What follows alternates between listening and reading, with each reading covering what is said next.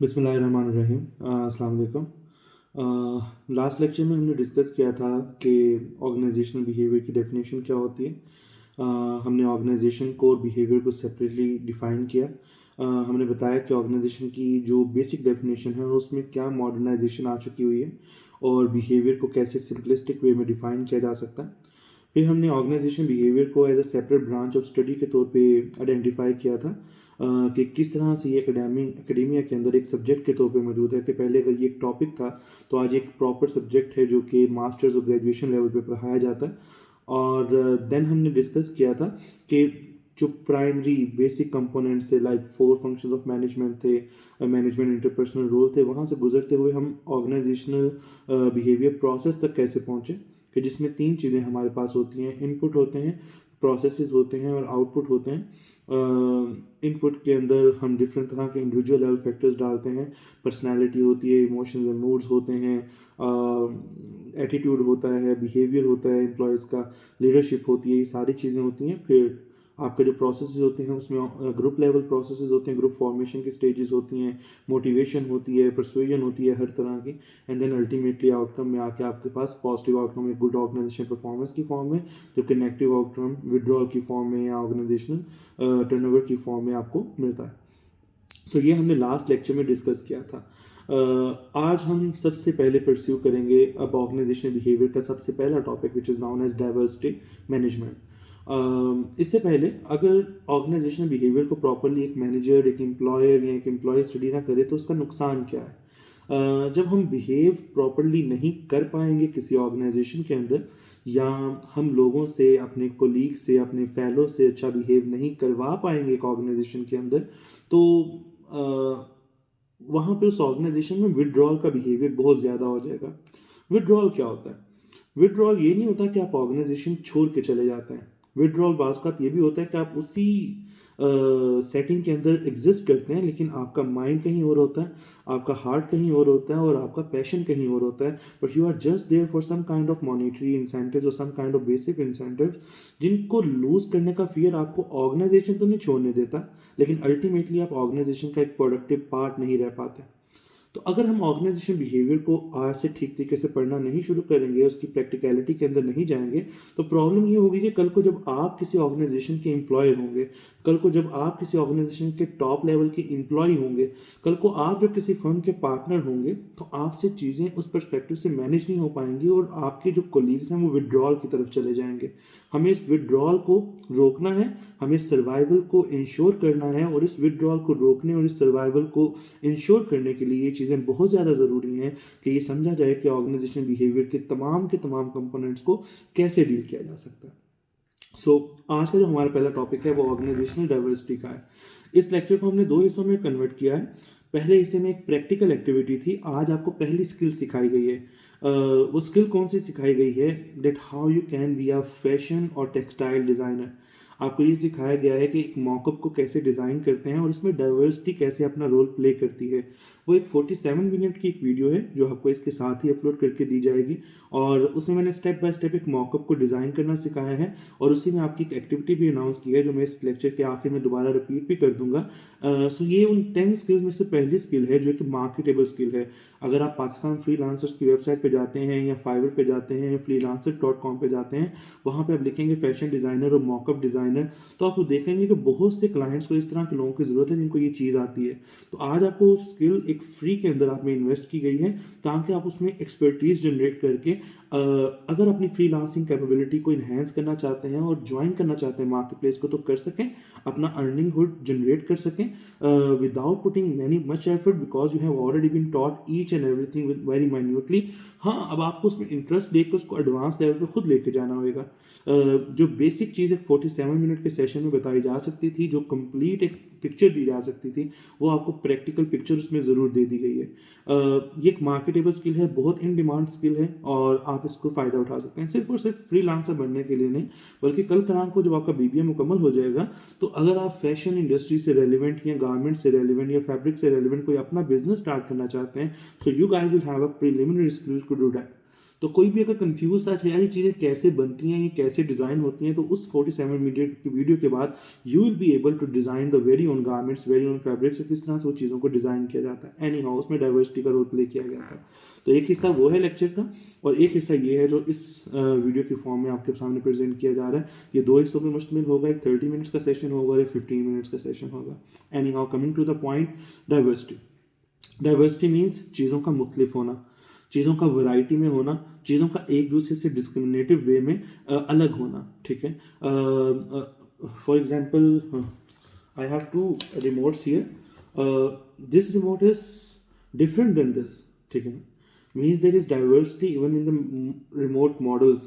ये एक एलईडी का, स्मार्ट एलईडी का रिमोट है, और ये एक टीवी बॉक्स का, Xiaomi टीवी बॉक्स का एक बॉक्स है। तो means there is some kind of diversity. Diversity किस तरह से, हमें दो चीज़ें मुख्तलिफ किस तरह से लग रही हैं।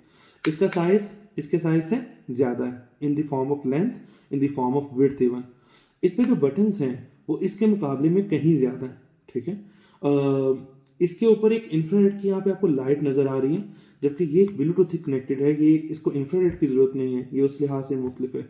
सो इट मीन्स कि कुछ तो विजिबल डिफरेंसेस हैं और कुछ डिफरेंसेस इनकी इंटरनल कैरेक्टरिस्टिक्स के अंदर हैं, but there exist a diversity.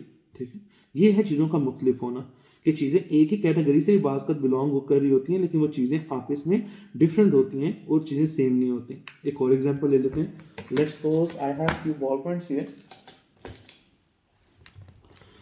ये एक बॉल पॉइंट है मेरे सामने ब्लैक कलर का, ये एक बॉल पॉइंट है, ये पॉइंटर है सॉरी, और ये एक बॉल पॉइंट है, जेल बॉल पॉइंट है।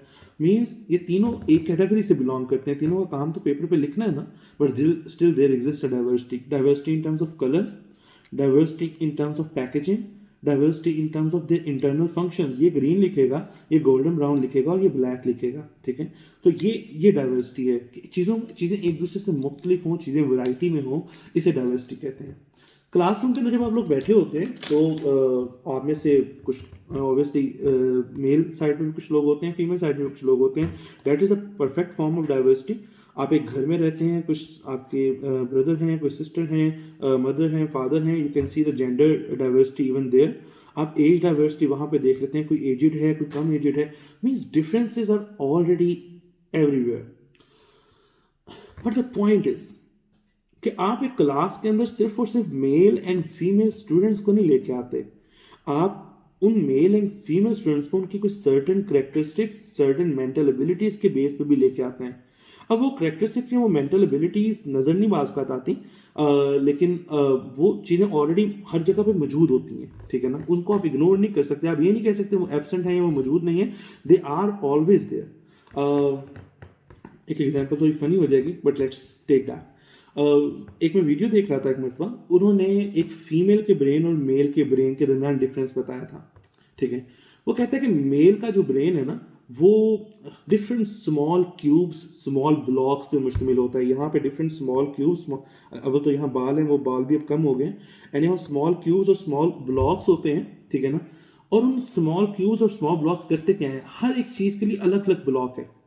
पढ़ाई का अलग ब्लॉक है, दोस्तों का अलग ब्लॉक है, जॉब का अलग ब्लॉक है, रिलेटिव्स का अलग ब्लॉक है, खाने का अलग ब्लॉक है।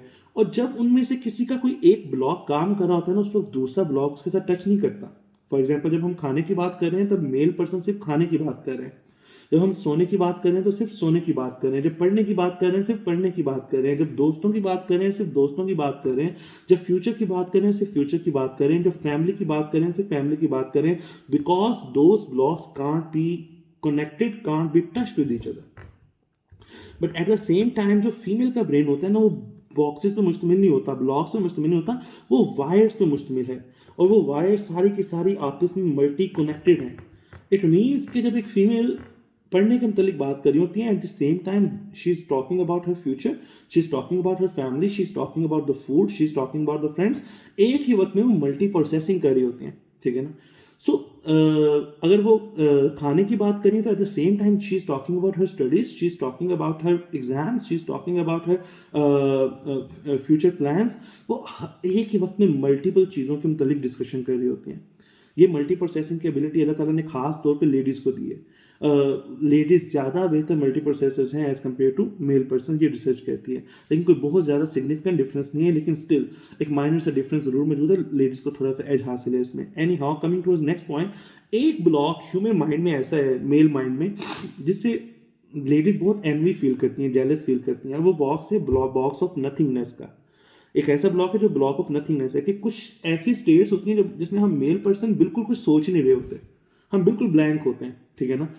And that can't be observe by women counter parts, because they believe कि ऐसा कैसे हो सकता है कि एक इंसान किसी वक्त में कुछ सोच ही ना रहा हो और वो बिल्कुल ब्लैंक हो। ये खास नेमत मेल पर्सन के पास है, ठीक है। फीमेल वुमेन जो काउंटर पार्ट्स हैं वो एक ही वक्त में कुछ ना कुछ सोच जरूर रहे होते हैं, ठीक है ना। सो द पॉइंट वॉज कि सिर्फ और सिर्फ मेल और फीमेल स्टूडेंट्स को उस क्लास में नहीं लेके आते, ये डाइवर्सिटी नहीं है। ये डाइवर्सिटी की सबसे पहली हद है। ज्यादा इंपॉर्टेंट डाइवर्सिटी वो है जो अपने माइंड में करेक्टरिस्टिक्स, अपनी पर्सनैलिटी में जो करेक्टरिस्टिक्स लेकर उस क्लास का पार्ट बनते हैं, that is actual challenge to manage. उसको मैनेज करना इज एक्चुअल डाइवर्सिटी मैनेजमेंट। 2000 से लेकर 2006 2008 तक इवन जो ये फाइनेंशियल कॉर्पोरेशंस हैं, लाइक एनरॉन हो गए, ये डिफरेंट तरह की गोल्डमैन एंड सैक कंपनीज हो गई, और इस तरह के डिफरेंट जो ग्रुप्स हैं, सिटी बैंक हो गया, ये बहुत पॉपुलर फाइनेंशियल सर्विसेज प्रोवाइड करते रहे हैं। इनमें से एक ग्रुप की एक सीएफओ थी, वो लेडी थी, फीमेल थी, और उनके मतलब जब भी कोई रिपोर्टिंग की जाती, बल्कि बाकी तमाम जो ग्रुप्स थे, उनके जो सीएफओस थे, जो टॉप हिरार्की थी, वो मेल पर्सन्स की थी। अब जब मीडिया के अंदर रिपोर्टिंग होती थी ना, तो उन फीमेल के मतलब रिपोर्टिंग बड़ी यू कैन से उनकी पर्सनैलिटी, विजिबल पर्सनैलिटी स्पेसिफिक होती थी। अच्छा, उसने हाई हील्स पहनी हुई थी, एक अखबार ये रिपोर्ट कर रहा है। अच्छा, वो बहुत क्लासी लग रही थी, एक अखबार रिपोर्ट ये कर रहा है। In her black dress she was looking amazing in that particular function. But at the same time वो मेल पर्सन के मतलब ऐसी रिपोर्टिंग नहीं कर रहे होते थे। मेल पर्सन के मतलब वो ऐसी रिपोर्टिंग कर रहे होते थे जो उनके फंक्शन ओरिएंटेड है, जो वर्क ओरिएंटेड रिपोर्टिंग थी। सो इट मीन्स कि जब किसी जगह पे किसी लोगों की तादाद कम होती है ना, वो लोगों को ठीक तरीके से रिप्रेजेंटेशन नहीं मिलती, क्योंकि वहाँ पे डाइवर्सिटी ठीक तरीके से प्रिवेल नहीं कर रही होती, और इसलिए जब डाइवर्सिटी ठीक तरीके से प्रिवेल नहीं कर रही तो उसको मैनेज भी नहीं किया गया होता।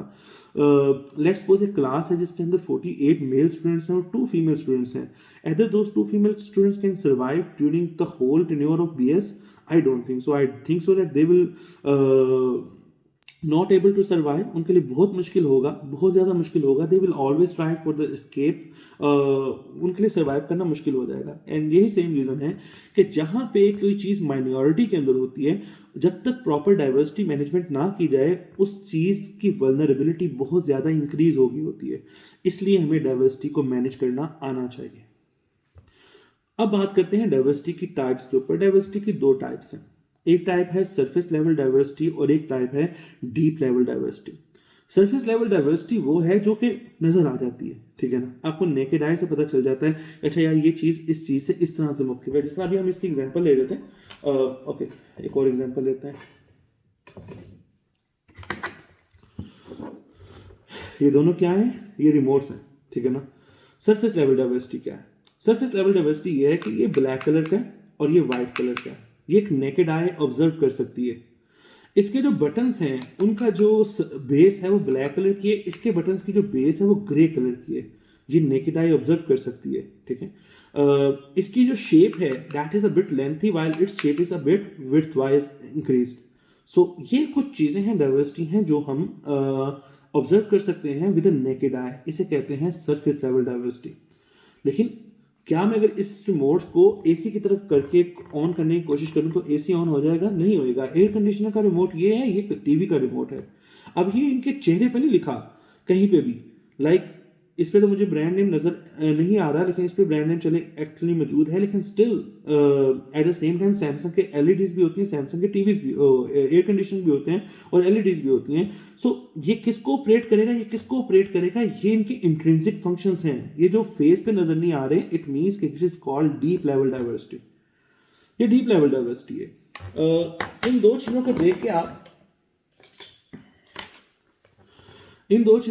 ये तो आइडिया कर सकते हैं कि चाहिए 2 पॉइंटर हैं, लेकिन ये किस किस कलर में लिखेंगे हम ये आइडिया नहीं कर सकते, बिकॉज ये तो वाइट है, ठीक है। अब ये वाइट चीज किस कलर में लिखी कि इसका इंटरनल फंक्शन है, इसकी जो डाइवर्सिटी है वो इसके निस्बत डीप लेवल डाइवर्सिटी है, ठीक है ना। इन दोनों के दरमियान ये डीप लेवल डाइवर्सिटी एग्जिस्ट करती है कि वी डोंट नो कि जब इनको पेपर पे यूज किया जाएगा तो what colour which they will write.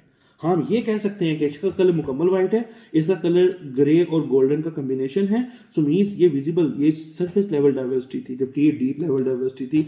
इसे कहते हैं हम दो टाइप्स डाइवर्सिटी की, जो कि आपको पता होनी चाहिए। जब हम एम्प्लॉयज की बात करते हैं एक ऑर्गेनाइजेशन के अंदर, तो वहाँ पे भी अगेन कुछ की एज बिल्कुल सिमिलर होती है, कुछ एज में ज़्यादा होते हैं, कुछ मीडियोकर एज में होते हैं। अगर आप उनको सिर्फ एज वाइज ग्रुप कर दें तो वो सरफेस लेवल डाइवर्सिटी तो आपने मैनेज कर ली, लेकिन विद इन एज कुछ लोग एक दूसरे से मुख्तलिफ होते हैं, ठीक है ना। उसे डीप लेवल डाइवर्सिटी कहते हैं। उसे किसने मैनेज किया?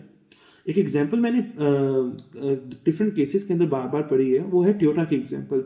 टोयोटा ने एक ज़माने में जब उनके ऑपरेशन जापान में हुआ करते थे तो वहाँ पे कुछ ब्लैक पीपल भी काम करते थे उनके प्रोडक्शन यूनिट के ऊपर। वंस दे प्लान के ऐसा करते हैं कि जो ब्लैक पीपल हैं उनको इकट्ठा कर देते हैं और बाकी लोगों को इकट्ठा कर देते हैं। हो सकता है कि उनकी हार्मनी की वजह से उनकी प्रोडक्शन की स्पीड इवन ज़्यादा हो जाए। They focus on the surface level diversity. लेकिन हुआ क्या कि जब उन ब्लैक पीपल की टीम को एक अलग टीम में कन्वर्ट किया गया, बनाई गई टीम, तो प्रोडक्शन जो ऑलरेडी हो रही थी उससे स्लो हो गई, ठीक है। क्योंकि सरफेस लेवल डाइवर्सिटी तो इंश्योर हो गई थी, लेकिन उसकी वजह से एक डीप लेवल डाइवर्सिटी का कोई इशू जनरेट हो गया था, जो कि नेकेड आई से नजर नहीं आ रहा था। बज़ाहिर लगने को ब्लैक पीपल अलग काम कर रहे हैं, वाइट पीपल अलग काम कर रहे हैं। So it was like they will be convenient because they were working with the people alike them. लेकिन ऐसा नहीं हुआ, बल्कि उल्टा परफॉर्मेंस लेवल जो से थे वो रिड्यूस हो गए, श्रिंक कर गए, and that was a terrible thing. They have to restore the current operation. और वहां उनको पता चला कि अच्छा हमने सरफेस लेवल डाइवर्सिटी तो मैनेज कर ली थी, लेकिन we didn't think about the deep level diversity कि ये इंटरनली भी एक दूसरे से मुख्तलिफ है। हो सकता है कि एक ब्लैक पर्सन एक वाइट पर्सन के साथ ज्यादा अच्छा तरीके से कोलैबोरेट करके काम कर रहा हो। हम यूनिवर्सिटी लेवल पर डिफरेंट ऑपोजिशन बार फेस करनी पड़ती हैं, को ग्रुप को लेके और फीमेल के ग्रुप को लेके और मैन के ग्रुप को लेके।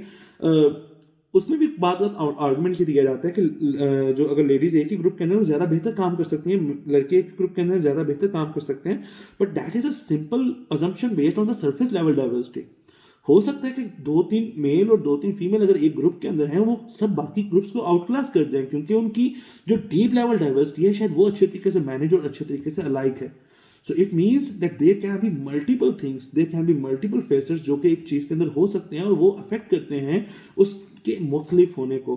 तो एक एंटरप्रेन्योर के तौर पे, एक मैनेजर के तौर पे हमने सिर्फ और सिर्फ सरफेस लेवल डाइवर्सिटी को मैनेज नहीं करना, हमने डीप लेवल डाइवर्सिटी को भी मैनेज करना होता है। लाइक अगर हम सरफेस लेवल डाइवर्सिटी के बेस पे एक फुटबॉल की टीम है, अगर आप उसके मैनेजर हैं, ठीक है, या लेट्स सपोज के आप एक मैन्युफैक्चरिंग सेक्टर के ऑनर हैं, ठीक है ना, और मैन्युफैक्चरिंग सेक्टर है आयरन शीट्स के मतलब, उसमें आयरन शीट्स को उठा के लोड करके दूसरी जगह पे रखना होता है, ठीक है ना। वहां पर उसकी कटिंग होती है, प्रेसिंग होती है, अल्टीमेटली मैन्युफैक्चरिंग होती है। अब आपके पास 2 लोग थे, ठीक है ना, एक शख्स की एज थी 22 साल और एक शख्स की एज थी 38 ईयर्स, ठीक है ना, 22 ईयर्स और एक की 38 ईयर्स थी। अब बज़ाहिर बंदा कहता है कि यार इतना ये जो काम है बंदा जवान बंदे से करवाए, 22 ईयर्स वाले से करवाए, ठीक है। 38 ईयर्स वाला बंदा अपनी प्राइम जो यूथ है उससे गुजर चुका हुआ है, why let him to handle such kind of weight. लेकिन क्या पता जो 38 ईयर्स वाला पर्सन है वो ज्यादा स्ट्रॉन्ग है फिजिकली, वो ज्यादा मस्कुलर है and he can bear more weight, while a 22 year age person is looking probably young but he can't have load that much weight। इस यही तो वजह है कि हम बार अपने बड़े बुजुर्गों को अपने से ज्यादा ताकतवर काम करता देखते हैं, बिकॉज हम कहते हैं यार इन्होंने खुराका वधिया सन, ठीक है ना। No, they have taken care of the physical strength of their selves, ठीक है ना। हमारी फूड हैबिट्स, हम डिफरेंट तरह की जो लेजीनेस है उसमें इंडल्ज होके शायद उतनी पावर, उतना जो स्ट्रेंथ है वो रिस्टोर नहीं कर पाते जितना हमारे जो हमसे जो एजेड लोग हैं उनके पास है, because in their age they were too much active, ठीक है ना। हमारी लाइफ में उस एक्टिविटी को कम कर दिया गया है। तो द पॉइंट इज कि अगर सरफेस लेवल डाइवर्सिटी को देखा जाता तो उस मैन्युफैक्चरिंग सेक्टर कंसर्न वाला बंदा उस 22 साल के बंदे को शीर्ष उठाने का कहता और उस 38 ईयर्स वाले बंदे को कहता कि ना तुम यहाँ बैठ के बेंडिंग करो उसकी। लेकिन उसने 38 ईयर्स वाले को कहा क्योंकि उसको पता उसमें स्ट्रेंथ ज्यादा है और वो एक इंटरनल फिनोमिना था। तो इसे कहते हैं डीप लेवल डाइवर्सिटी मैनेजमेंट। तो ये 2 टाइप्स है डाइवर्सिटी की। अच्छा, लेट्स सपोज कि डाइवर्सिटी मैनेजमेंट अगर ना हो, ठीक है, अगर डाइवर्सिटी लेवल मैनेजमेंट नहीं की जाती तो फिर नुकसान क्या होता है? फिर नुकसान ये होता है कि उस वर्क प्लेस के ऊपर, उस जगह के ऊपर डिस्क्रिमिनेशन होती है, ठीक है ना। डिस्क्रिमिनेशन किसे कहते हैं? जब आप किसी एबिलिटी, जब आप किसी फिजिकल एट्रीब्यूट जब आप किसी इंटरनल एट्रीब्यूट की बेस पे किसी एक पर्सन को दूसरे पर्सन से हकीर जानते हैं, तंग करने की कोशिश करते हैं या उसको नेगेटिवली इन्फ्लुएंस करते हैं, इसे डिस्क्रिमिनेशन कहते हैं। और ये कब होती है? जब प्रॉपर डाइवर्सिटी मैनेजमेंट ना हो। और प्रॉपर डाइवर्सिटी मैनेजमेंट दो वजह से नहीं होती। नंबर वन, एम्प्लॉयर या जो मैनेजर है वो करना नहीं चाहता, या ही और शी हैज़ नो नॉलेज। या नंबर टू, जिनकी डाइवर्सिटी मैनेज करनी है उसमें एक ग्रुप बहुत स्ट्रांग है और दूसरा ग्रुप बहुत वीक है, नंबर्स की फॉर्म में, स्ट्रेंथ की फॉर्म में, पावर की फॉर्म में। They can be multiple factors, but ultimately अगर डाइवर्सिटी मैनेजमेंट ना हो तो होता क्या है, वहां पे फिर डिस्क्रिमिनेशन पाई जाती है। ओके, डिस्क्रिमिनेशन की डिफरेंट टाइप्स हैं। सबसे जो मोस्ट कॉमन टाइप हमें वर्क प्लेस में देखने में मिलती है, दैट इज सेक्सुअल हरासमेंट।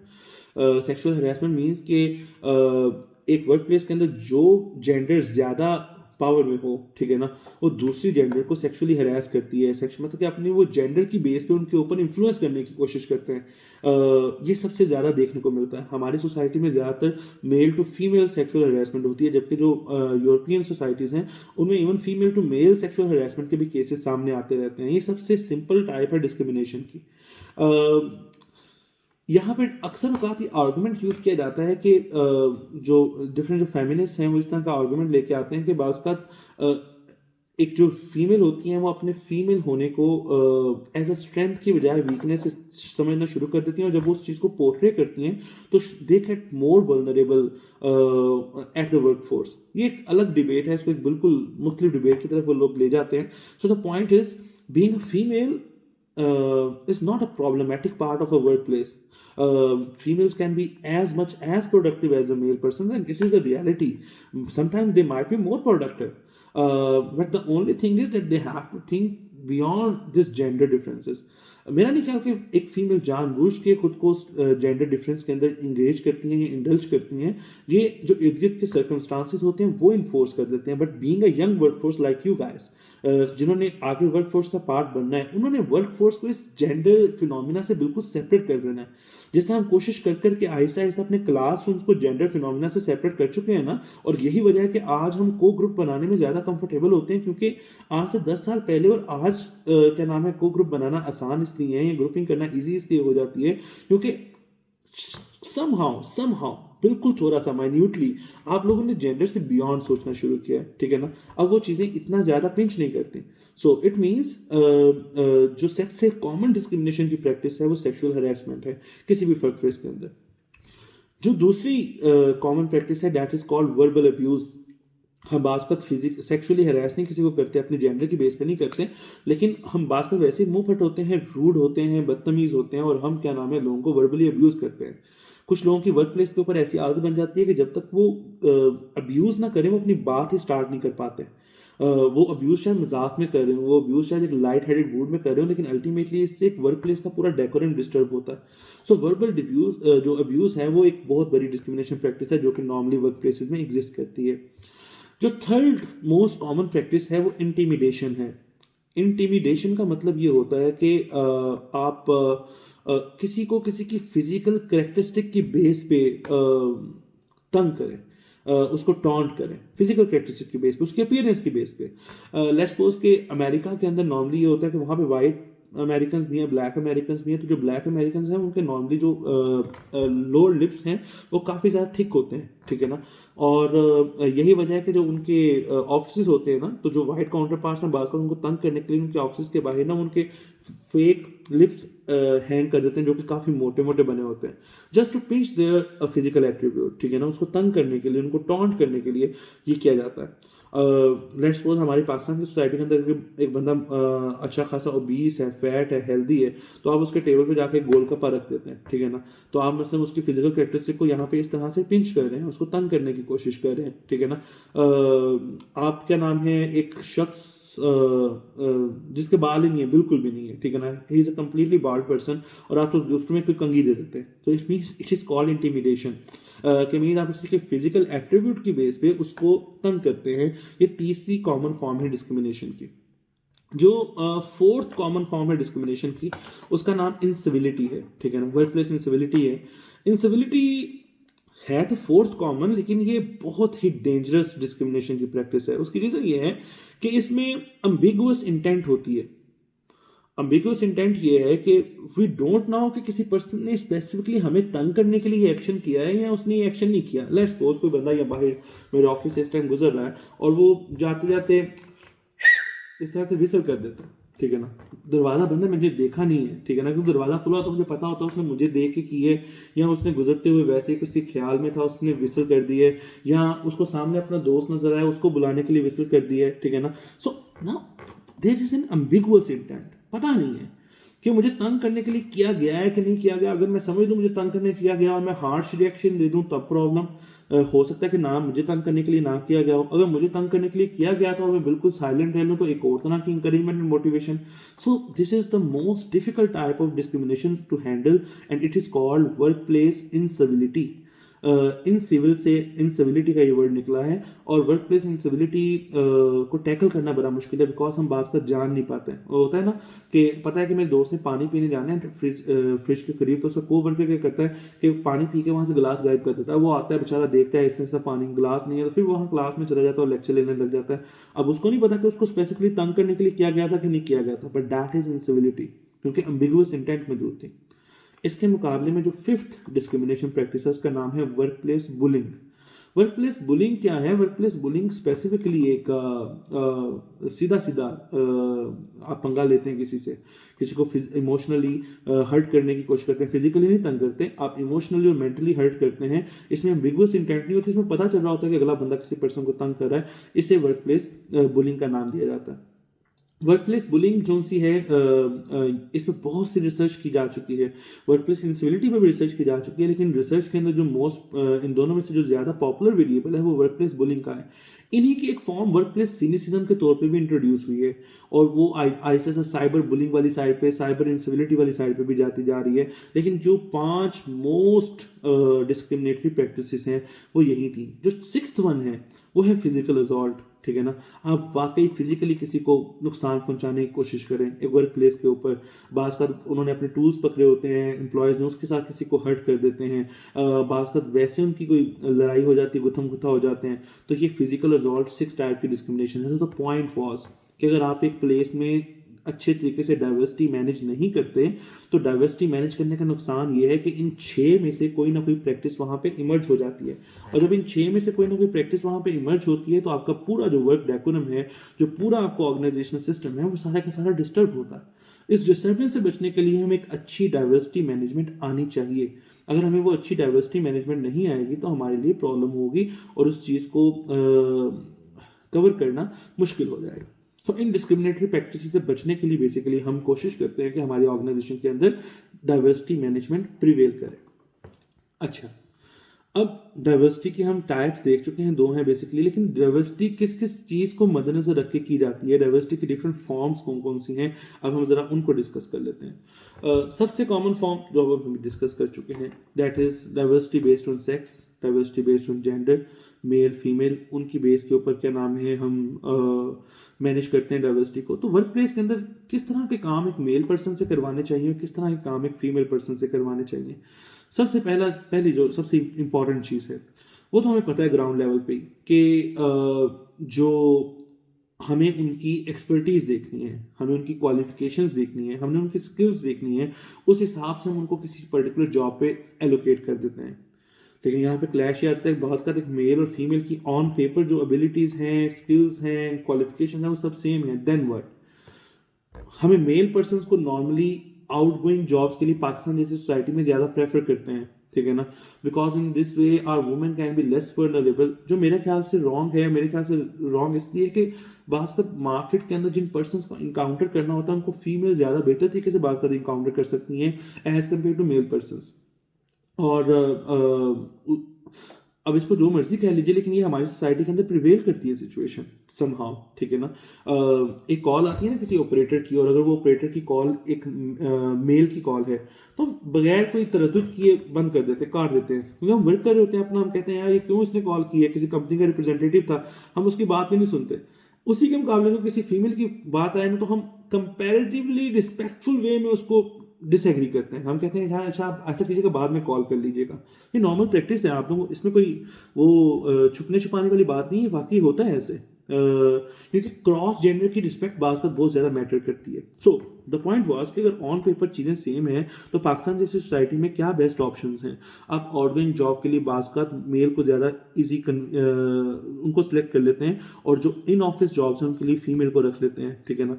उसकी रीज़न ये है कि सिर्फ और सिर्फ इस चीज़ की बेस पे नहीं कि वो वल्नरेबिलिटी का इशू है, आपके बहुत से ट्रैवलिंग एक्सपेंसेस बच जाते हैं। एक फीमेल को भेजना किसी प्लेस के ऊपर एक्सपेंसिव हो सकता है, एक मेल की बिजनेस पर, मेल तो बाइक पे भी चला जाएगा यार, फीमेल के लिए जब प्रॉब्लमेटिक होगा तो प्रोटोकॉल साथ में एडिशनल ऐड करना पड़ता है। सो आप डिफरेंट फैसेट्स देखते हैं जो आपकी कॉस्ट रेलिवेंट भी उन फैसेट्स में से चीज़ें ज़रूर होती हैं। देन सेकंड फिर आप ये चीज़ देखते हो कि कितना स्ट्रेस वाला टास्क है, ठीक है ना। आप टास्क का स्ट्रेस लेवल देखते हैं। टास्क का स्ट्रेस लेवल इसलिए देखते हैं कि नॉर्मली ये ऑब्जर्व्ड और रिसर्च चीज़ है कि जो मेल का टॉलरेंस है स्ट्रेस को लेके वो कंपैरेटिवली ज़्यादा है फीमेल के स्ट्रेस के टॉलरेंस को लेके। Female can be much much productive in a stress lesser environment, while males can be much productive in a stressful environment. वो 11th आवर पे काम करने के आदी होते हैं, वो बहुत ज़्यादा स्ट्रेस के अंदर, प्रेशर के अंदर परफॉर्म करने के आदी होते हैं, जबकि फीमेल कंपैरेटिवली लाइटर टोन के अंदर बहुत ज़्यादा प्रोडक्टिव होती हैं। लेकिन जब जैसे ही इस तरह के डायनामिक्स आते हैं तो some of them sort of collapse के वो अपने आप को सस्टेन वहाँ पे नहीं कर पाते। तो फिर हमें जॉब की नेचर देखनी पड़ती है कि वो स्ट्रेसफुल है या उस तरह की है। थर्ड चीज़ देखनी पड़ती है, क्रिएटिविटी का एलिमेंट देखना पड़ता है कि वो जॉब क्रिएटिव कितनी है, ठीक है ना। उसके लिए एस्थेटिक सेंस कितनी चाहिए। अगर एस्थेटिक सेंस एक जॉब के अंदर ज़्यादा चाहिए, फॉर एग्जांपल अगर डिज़ाइनिंग की जॉब है, गारमेंट ही आपने डिज़ाइन करना है, तो गारमेंट डिज़ाइन के लिए एस्थेटिक सेंस होना बहुत ज़रूरी है। आपको पता होना चाहिए कि ये चीज़ डिज़ाइन होकर जब एक्चुअल कोई बंदा वियर करेगा तो वो कितनी खूबसूरत लगेगी। अब एस्थेटिक सेंस जो सी होती है, खूबसूरती की जो सेंस होती है, वो फीमेल में ज़्यादा होती है। अगर क्वालिफिकेशन बराबर थी तो आप उसके लिए उस तरह के पर्सन को चूज़ कर लेते हैं, एक मेल की निस्बत आप उनको प्रेफर कर लेंगे, और मेल को आप किसी ऐसा काम दे देंगे जो एस्थेटिकली इतना इंपॉर्टेंट नहीं था लेकिन शायद क्रिएटिवली बहुत इंपॉर्टेंट हो। सो इट मीन्स कि सिर्फ और सिर्फ मेल या फीमेल होने की बेस के ऊपर आप उनको जेंडर को उनको नहीं कर सकते, आपको डीप लेवल डाइवर्सिटी में घुसना पड़ता है। मैंने यहाँ पे 3 लेवल बताए हैं डीप लेवल डाइवर्सिटी के, ऑनगोइंग जॉब के मुतालिक, फिर मैंने बताया आपको stress and stress free job के मुतालिक, और उसके बाद मैंने आपको बताया क्रिएटिव एंड एस्थेटिक जॉब के मुतालिक कि मैंने डिफरेंट कंपोनेंट्स देखे और डिफरेंट कंपोनेंट्स के अकॉर्डिंगली मैंने एनालाइज करके बताया कि किस तरह की जॉब के लिए मेरे ख्याल से किस तरह के लोग ज़्यादा प्रेफरेबल हो सकते हैं। और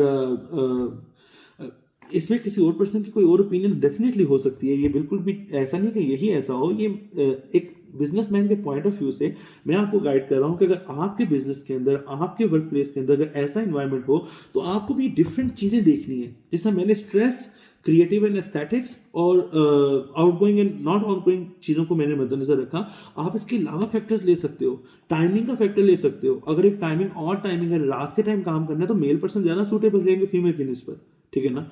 आप इसके अलावा इसमें देख सकते हैं ये जो ट्रैवलिंग वाली जॉब्स हैं, अगर एक जॉब के अंदर ट्रैवल इन्वॉल्व है तो उसके लिए मेल पर्सन ज़्यादा सूटेबल रहते हैं फीमेल की निस्बत। लेकिन एट द सेम टाइम अगर क्या नाम है कोई डेडलाइंस अचीवमेंट का काम है, यानी कि कोई ऑन टेबल बहुत ज़्यादा पेपर वर्क का काम है, उसके लिए फीमेल बहुत ज़्यादा सूटेबल है एक मेल पर्सन की निस्बत। अगर क्या नाम है किसी किस्म की ये जो आपकी यू कैन से कि जो प्लानिंग और इमेजिनेशन जो सी होती हैं, जिसमें ब्रेन स्टॉर्मिंग वगैरह जिसमें होती है, अगर कोई ब्रेन स्टॉर्मिंग से रिलेवेंट काम है उसमें फीमेल्स बहुत ज़्यादा प्रोडक्टिव होती हैं। They can come up with multiple